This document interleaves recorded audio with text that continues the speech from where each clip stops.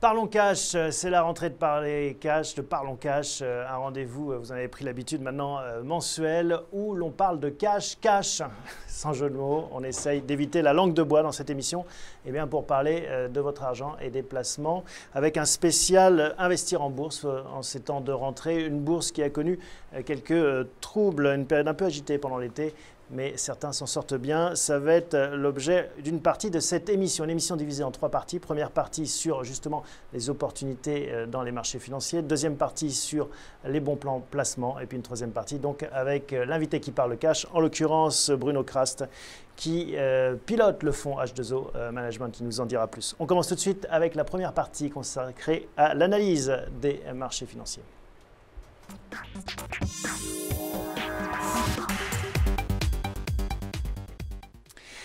Et pour analyser les marchés financiers, j'ai le plaisir de retrouver Jonathan Lévy. Bonjour Jonathan. Bonjour Thomas. Jonathan, donc vous êtes l'un des cofondateurs, les deux fondateurs de bienprévoir.fr, un site qui accompagne les épargnants avec des informations, des stratégies et puis des distributions de produits. Alors on va faire le point, comme pour chaque période de Parlons Cash, chaque émission, sur cet été, un été qui a été chahuté, c'est le moins qu'on puisse dire. Oui, tout à fait. Depuis la dernière émission, le CAC 40 est en baisse légèrement de 2%. Un des faits marquants, c'est les tensions géopolitiques. Il y en a eu de nombreuses en fait cet été, vous l'avez vu. Avec l'Ukraine, avec Israël, avec aussi l'IS, l'Irak, l'ES, l'État islamique. L'État islamique. L'EI, enfin on ne sait plus comment on dit, entre ISIS, tout ça. C'est en train de changer de nom d'ailleurs, on essaye que ça change de nom. Je pense que parmi toutes ces crises, la crise géopolitique qui marque le plus les marchés financiers, à mon avis, en tout cas les marchés financiers européens, c'est la crise ukrainienne. On voit que l'Allemagne, la première économie de la zone euro, est quand même beaucoup tournée vers l'Europe de l'Est. On l'a vu cet été, dans les enquêtes de conjoncture, le climat des affaires en Allemagne s'est détérioré et en grande partie à cause des tensions en Ukraine. La croissance en Allemagne qui a été négative au deuxième trimestre. La croissance a été négative de PIB. Au deuxième trimestre, donc ça effectivement ça a été une déception. Depuis un an, en fait, depuis l'été 2013, on avait constaté une reprise dans la zone euro. Et là, cette reprise a marqué le pas dans l'ensemble de la zone euro. Mais ce qui est effectivement très étonnant, c'est que, y compris en Allemagne, on a vu un ralentissement de la reprise. Et alors ça, c'est inquiétant pour les marchés financiers, justement ? C'est bien sûr une question en fait, qui taraude, mais on voit que l'économie et les marchés financiers ne rompent pas en fait.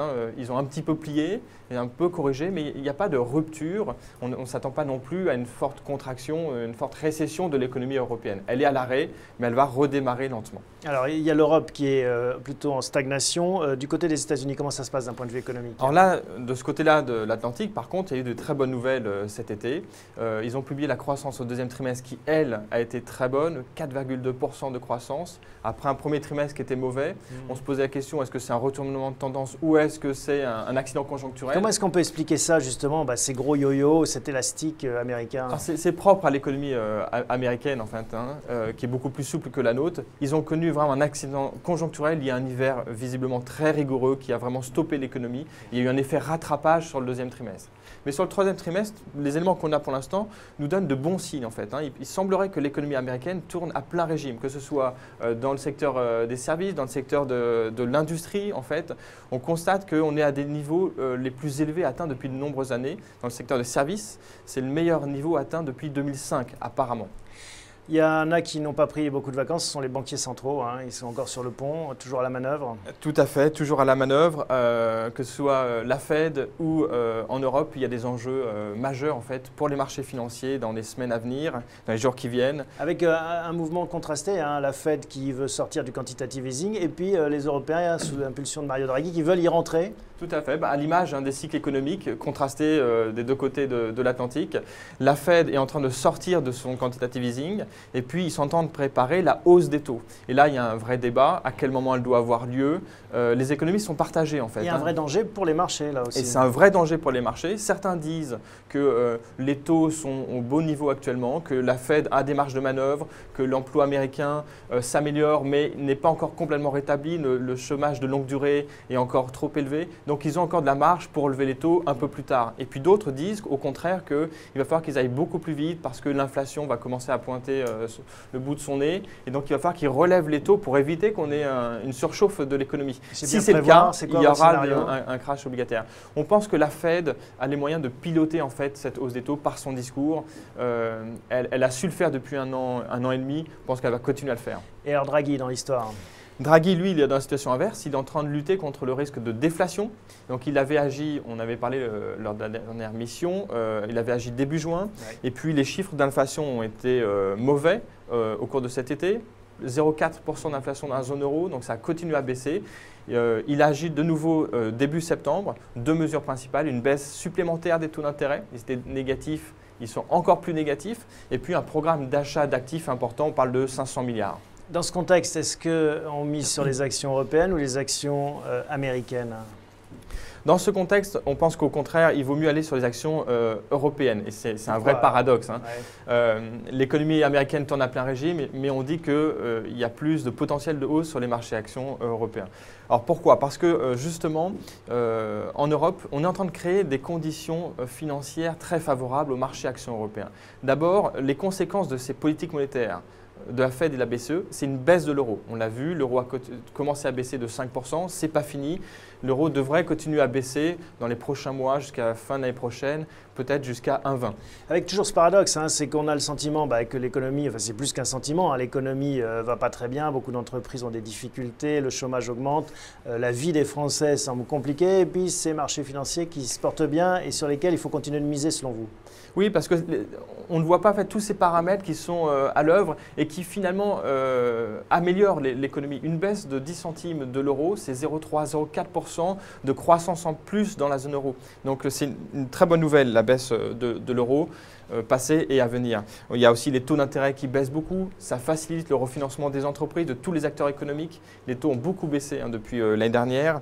Le pétrole a baissé de 15% depuis le 1er janvier. Malgré les tensions géopolitiques, il y a des raisons structurelles qui expliquent que le pétrole baisse. C'est aussi une bonne nouvelle pour l'économie. Et puis, dernier point, l'économie américaine qui marche à plein régime, au bout du compte, ça va finir par avoir une répercussion positive sur l'économie européenne. Ça va arriver sur les rivages européens. Et l'euro, c'est la boucle. Hein. L'euro, en fait, c'est la courroie de transmission de la croissance des États-Unis vers l'Europe. Donc voilà pourquoi il faut miser sur les actions européennes. Comment on en profite concrètement ? Alors il y a deux façons d'y aller. Soit on y va au travers des fonds, des OPCVM qui misent sur les actions de la zone euro. Ou alors il y a une autre façon pour ceux qui veulent un peu plus de sécurité, c'est de prendre des produits structurés qui vous permettent en fait de profiter de la hausse partiellement des marchés, tout en vous protégeant en cas de baisse ou de correction. Bon, c'est une transition toute trouvée. Merci Jonathan pour ces explications. On va passer à la deuxième partie de cette émission, justement pour évoquer cette question des produits structurés, avec Vincent Kutkovitz, et avec qui on va voir justement les bons plans placement.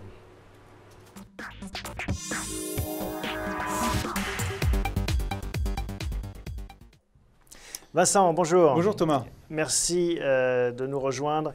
Alors, on va voir ensemble comment profiter, c'est le thème global de cette émission, comment investir en bourse, comment en profiter autrement. Il n'y a pas en effet que les actions ou les fonds communs de placement. Il y a aussi d'autres vecteurs. Tout à fait. Et en fait, on continue dans une série qu'on avait inaugurée ensemble, qui était comment investir dans l'immobilier autrement. Aujourd'hui, on se pose la question de comment investir autrement sur les actions, puisque les actions, c'est quand même l'élément essentiel qu'on doit avoir, en tout cas dans son patrimoine, parce que c'est quelque chose de concret, c'est la vraie économie. Et que n'aiment pas trop les Français. Hein. Les Français font un peu la tête depuis une vingtaine, trentaine d'années. Lorsqu'on regarde des statistiques de détention des actions, ne serait-ce qu'en regardant par exemple la part des épargnants français dans la détention des actions du CAC 40 ou des sociétés en France, on se rend compte qu'on est passé à environ d'une proportion de 25% du part de ces sociétés détenues par les épargnants français à 10% aujourd'hui. On va voir un graphique que vous nous avez apporté qui montre justement ce glissement et qui est très édifiant. Hein. Les ménages français détenaient 25% des sociétés cotées en France en 1995, plus que 10% en 2008 et c'est encore stabilisé à 10% à l'heure qu'il est. On a touché le plancher, selon vous, sur cette participation des ménages français au capitalisme? Je pense qu'on a touché le plancher. Pourquoi? Parce qu'en fait, aujourd'hui, on se retrouve dans une situation où les épargnants français ont besoin de leur épargne pour vivre mieux au moment de la retraite. Et lorsqu'on voit, pour faire la connexion avec la partie précédente sur le marché financier, lorsqu'on voit les taux baisser, les épargnants français ont besoin de retrouver du rendement dans leur épargne. Et aujourd'hui, un des moyens de retourner vers le rendement en termes d'épargne, c'est de retourner vers les actions. Ouais, pour l'instant, ils continuent à acheter du mètre carré cher, plutôt de l'immobilier, non? Oui, en tout cas, pour l'instant, ils n'ont pas assez d'actions dans leur patrimoine. Mais vous, votre conviction, c'est qu'en effet, c'est là qu'on pourra faire de la performance. 5% du patrimoine des Français investi en actions? Oui, à comparer à ce qu'on sait des Américains qui détiennent entre 20 et 30% de leur patrimoine en actions. En France, on est à 5%. Alors, une des raisons pour laquelle les Français sont méfiants, un vieux peuple de paysans, c'est que quand on se fait brûler une fois, on cherche l'eau froide, l'eau chaude, pardon.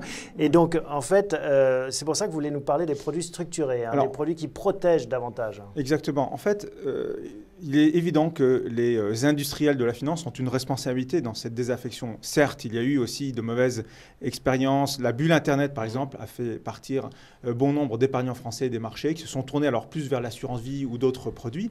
La crise financière de 2007-2008, voilà, avec la faillite de Lehman, qui a quand même fait un coup de massue, qui a donné un coup de massue sur les marchés. Pour ceux qui étaient revenus timidement après la bulle Internet, ils se reprennent ça sur la tête. Une douche froide, effectivement. Et puis, par ailleurs, le souci, c'est que pour investir dans le domaine des actions, les gens se sont rendus compte qu'il faut comprendre ce qu'on fait, il faut du temps, il faut de la résilience, c'est-à-dire qu'il faut accepter de se prendre de temps en temps des douches froides et de ne pas abandonner le marché d'une certaine manière. Mais ça psychologiquement, c'est dur. Ça, c'est dur. Surtout quand c'est son épargne. On se dit, voilà, j'ai gagné 100 difficilement en me levant tôt le matin ou en travaillant tard alors le soir. Et si ça tombe à 80, on a envie de lâcher, de partir se cacher. C'est la pire des situations. Alors qu'un professionnel qui a du temps pour faire ce métier-là, qui a la connaissance macroéconomique et microéconomique pour analyser ce qui se passe sur les marchés et qui a de la résilience, finalement, il vaut mieux le faire de façon accompagnée avec un professionnel. Bon, parfois, il faut vendre à 80 parce que ça peut tomber à 60 aussi. Et c'est ce risque que ne veut pas prendre la France dans plein de domaines. D'ailleurs, on a cette aversion au risque.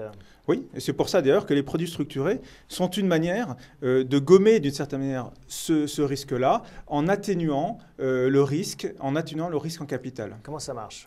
En fait, vous avez un produit qui va être ce qu'on appelle un produit structuré, qui va intégrer un sous-jacent. Le sous-jacent, ça peut être une action. On va prendre le cas aujourd'hui d'une action, par exemple l'action Bouygues. On considère, le gérant pense que sur cette action-là, il y a un potentiel de croissance à 3 mois, à 6 mois. Il va construire son produit autour de ce sous-jacent et ensuite, il va ajouter à ce produit-là un certain nombre de sécurités. Par exemple, il va considérer que si l'action baisse jusqu'à 40%, le capital est garanti, entre guillemets, il est protégé. On ne peut pas dire qu'il est garanti, mais il est protégé. C'est comme une assurance. C'est comme une assurance. Maintenant, cette garantie, cette protection plutôt, va avoir un coût finalement sur le produit. Oui, toutes les assurances ont un coût. Exactement. Et on va voir après comment cette assurance impacte le rendement du produit. Donc ce que vous me dites, c'est qu'on peut miser sur des actions en évitant de trop fortes baisses. Exactement. On grâce à une assurance, on achète un filet de sécurité à la baisse. On a un élastique en effet qui empêche d'aller s'écraser. Exactement. Mais donc ça se fait au détriment de la performance quelque part. Tout à fait. Quand vous détenez une action par exemple, vous pouvez percevoir des dividendes. Si vous choisissez bien votre action, vous allez percevoir des dividendes. Dans le cas des produits structurés, vous n'allez pas percevoir de dividendes. Les dividendes vont ici alimenter en fait le mécanisme du produit.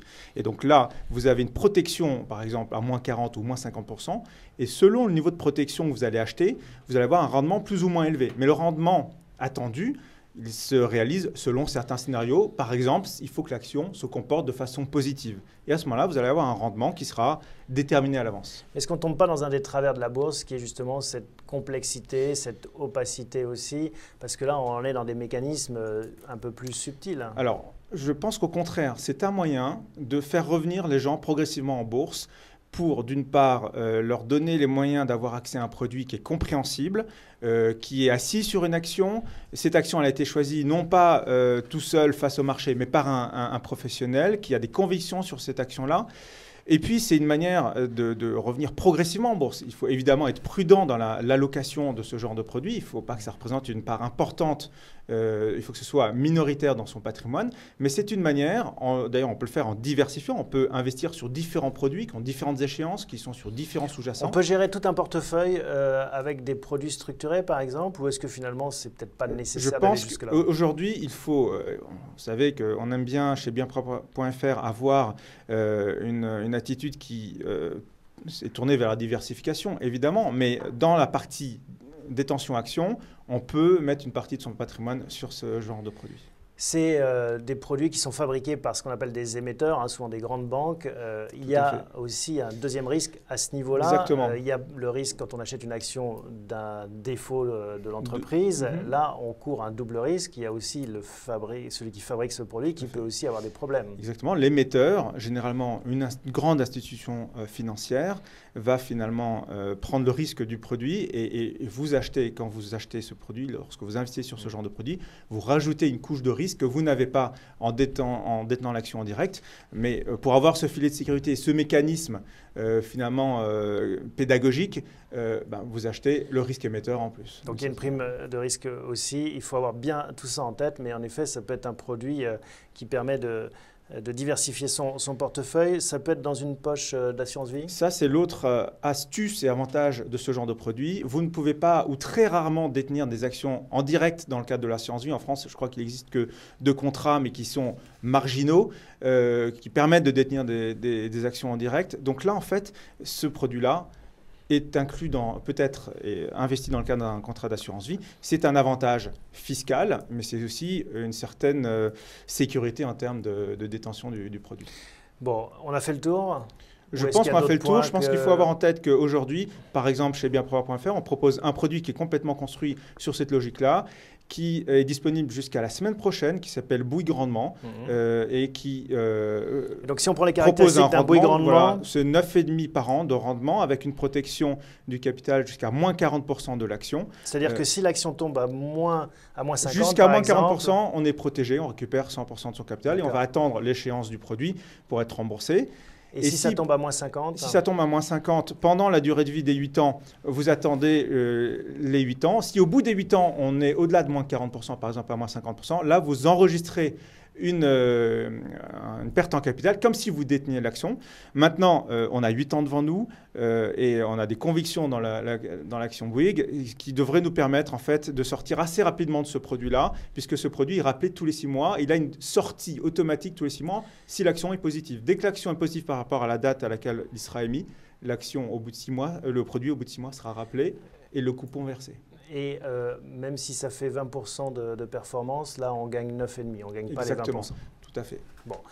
Merci Vincent, en tout cas, pour toutes ces explications. Et puis plus d'informations sur bienprévoir.fr. Exact. À très bientôt.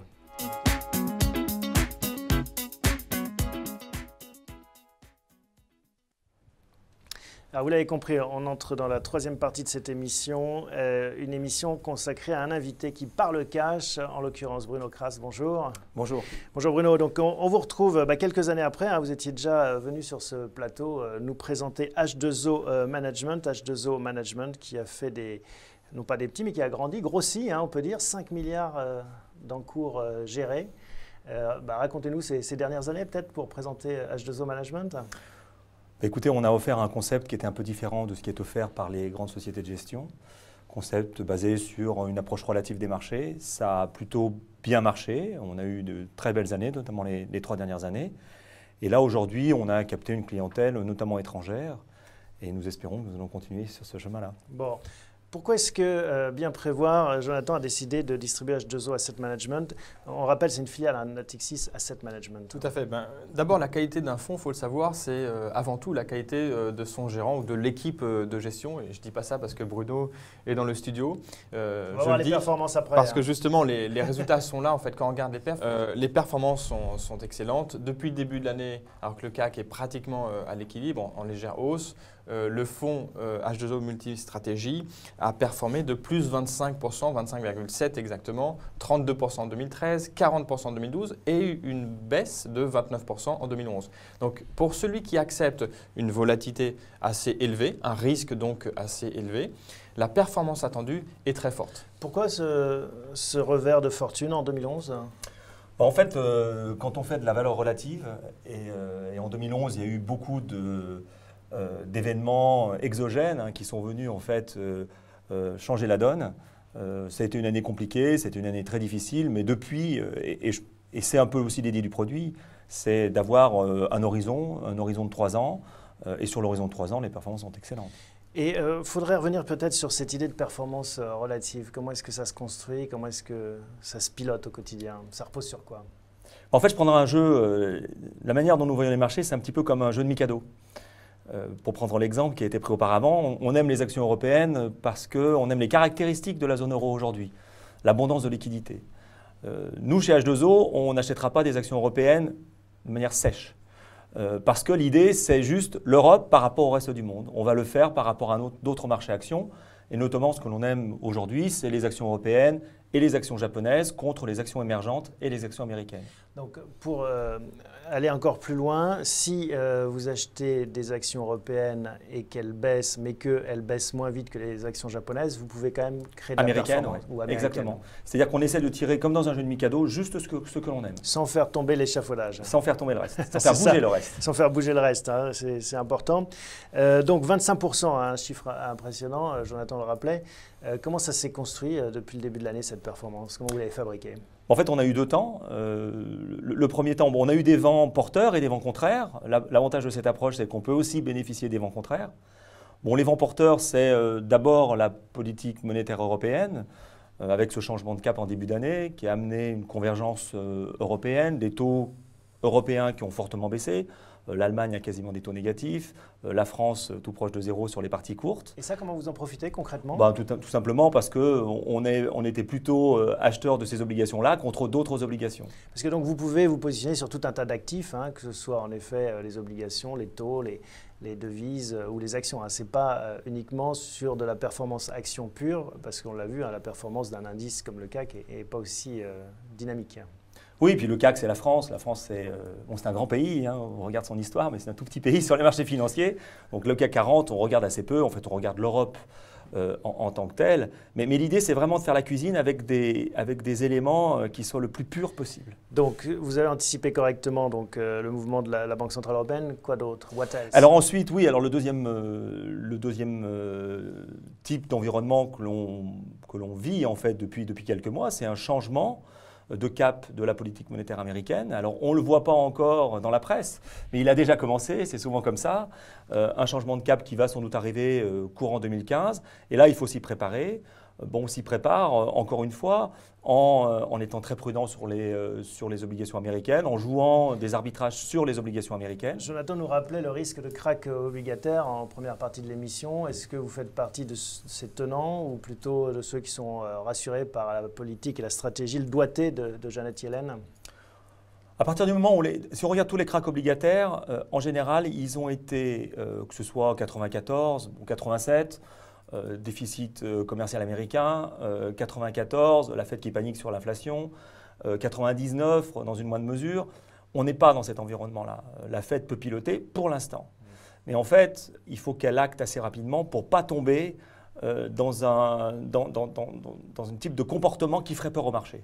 On a une question d'un internaute qui vous demande ce que vous pensez du risque de déflation. Hein, c'est vrai que c'est un gros sujet en Europe. Et quelles possibles conséquences pour les actions? En fait, le risque de déflation, il existait. Bon, c'est un risque, donc c'est un risque à terme. Ce qui s'est passé, ce qui se passe aujourd'hui au niveau de la Banque Centrale Européenne, c'est vraiment pour combattre cette déflation. À 0,4% d'inflation, on est tout proche. Hein. On est très loin, en tout cas, des 2% fixés dans... Oui, on est très loin des objectifs de la Banque Centrale. C'est pour cette raison que la Banque Centrale prend des décisions. Mais il faut toujours regarder, en fait... la déflation, elle n'est pas là aujourd'hui. 0,4, ce n'est pas de déflation. La déflation, c'est si on passe dans des niveaux d'inflation négative. Et ça, c'était un risque à 2 ou 3 ans. Avec ce que fait la Banque Centrale Européenne aujourd'hui, on peut penser que ce risque sera évité. Et ce bras de fer entre, par exemple, les Français, les Allemands, et notamment sur la politique monétaire, vous pensez qu'il va permettre de sortir quelque chose de positif? Je pense que la Banque centrale fait beaucoup, fait énormément. Fait beaucoup plus. Fait tout, en fait, ça va faire comme l'effet on lui demande Fed. encore plus, on lui demande toujours plus à la Banque centrale. Elle fait énormément. 1 trillion d'actifs achetés, c'est beaucoup. Donc ça veut dire que les actions européennes vont monter quoi qu'il arrive? En fait, les actions européennes, notamment tout ce qui est grande capitalisation, sont des actions qui sont mondiales, avec un socle européen.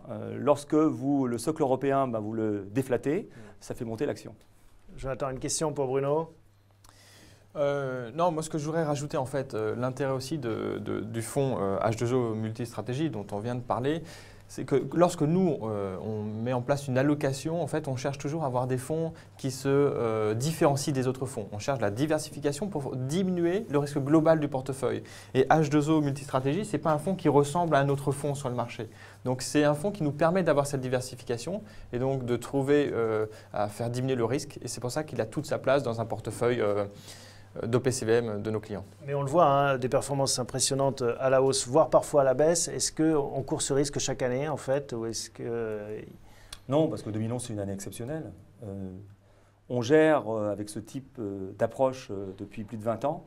On a eu en 20 ans 3 mauvaises années, donc celle de 2011. Donc c'est relativement rare. Et en tout cas, on est aujourd'hui dans une situation où il ne faut pas perdre de vue le fait que les banques centrales ont beaucoup inflaté les actifs, globalement. Elles l'ont inflaté. Ça a été vraiment une bénédiction pour les actifs financiers. Ce qui souvent d'ailleurs est un élément précurseur de la vraie inflation. Donc l'inflation des actifs est toujours un peu avant la vraie inflation. Donc le fait que la Banque centrale américaine change de cap, ça peut être un châtiment pour les actifs financiers. Donc nous, on fait du relatif.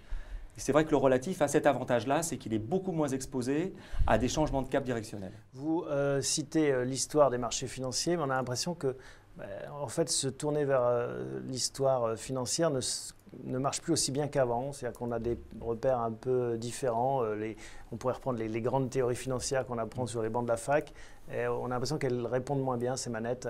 Est-ce qu'on change de monde? Oui, on change de monde. Je pense que le corpus théorique qui expliquait l'évolution de l'économie ne fonctionne plus, tout simplement parce que les banques centrales sont omnipotentes. À partir du moment où vous pouvez jouer sur le change, vous pouvez jouer sur le montant de liquidité dans le système, finalement, l'économie n'est plus du tout pilotée par les mêmes éléments. Donc c'est plus compliqué à lire. Bon, et votre scénario pour la fin de l'année? Difficile, ça dépendra, je pense, beaucoup de ce que va faire la Fed.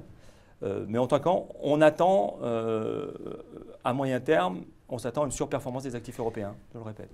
Bon, ça s'appelle H2O Asset Management, c'est donc une filiale de Natixis Asset Management. Bruno Kras, vous en êtes le directeur général. Merci de ces explications, merci de votre visite. Et puis à bientôt. Jonathan, on se revoit le mois prochain. Tout à fait. Merci à tous pour votre attention.